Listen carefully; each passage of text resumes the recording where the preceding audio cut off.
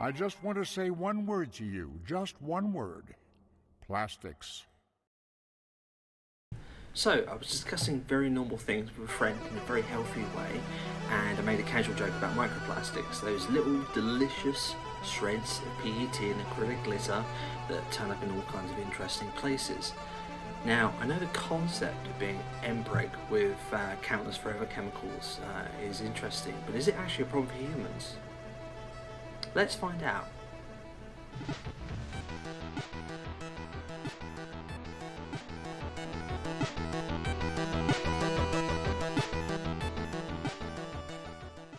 So, if the sea does hunger for more car batteries, maybe we can all have a little plastic boba as a treat?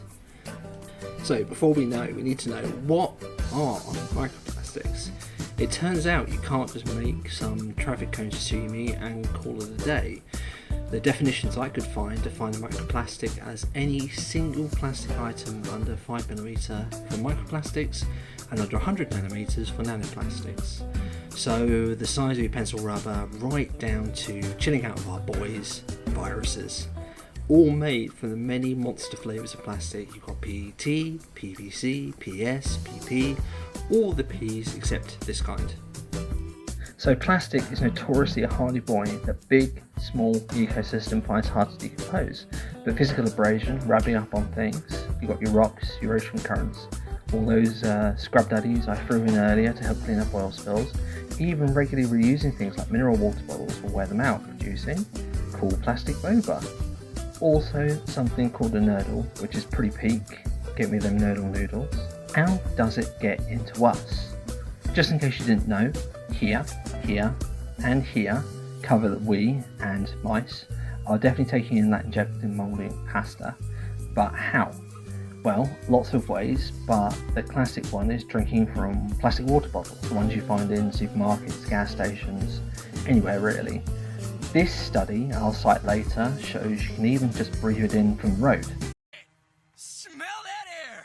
Couldn't you just drink it like booze? Delicious. Small critters in the food chain, yada yada. If you've had a biology lesson in the last 50 years or so, or you are a big fan of DDT, not the wrestling kind, you know how little guys eat stuff, and then we, the slightly bigger guys, have eaten them, and it all builds up into us, and bam, we've got plastics.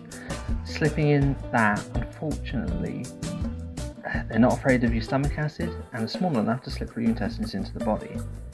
But the purpose of this video is supposed to be whether or not that's actually bad. I mean, it's plastic, right? Can't actually break that down. Is that bad? Maybe just inertly hangs around our body until we become, more action figure than man. So big surprise, the effects of plastic in the human body is both relatively fresh area of research, and apparently Big Ethics has some problems with making people take a sippy cup of plastic, fruity pebbles, and seeing if they explode. The study I cited earlier, for example, looked at toxicity issues. Don't worry, organoid is not a new type of bionicle I was disappointed too. It's just a lab-made structure from stem cells to show how human organs work without having to test on a living human organ. Instead of, injecting liquefied Leonardo da Tercel into someone. In this particular study, it was found that nanoplastics have a habit of blocking or inhibiting metabolic pathways. In short, the little jobs organs and cells do on the reg to keep the shit show that is your body running.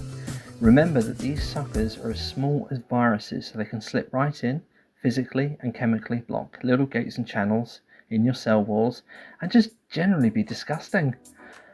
These also affected DNA replication, which, if it gets messed up, might turn you into a cool superhero, but so far just seems to give people cancer.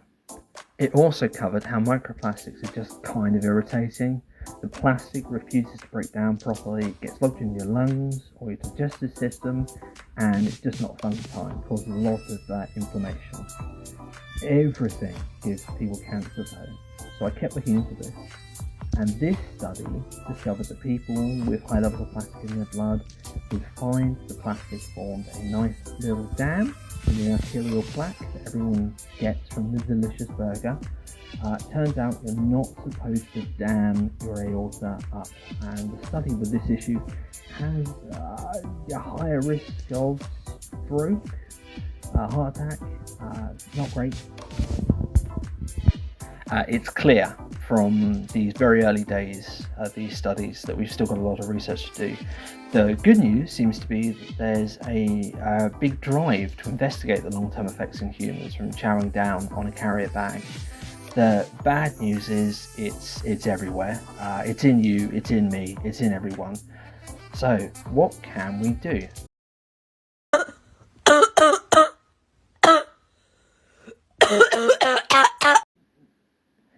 I don't know. I haven't got an answer. You asked the question. You didn't tell me to solve it. So we're fucked. Good luck. Get down.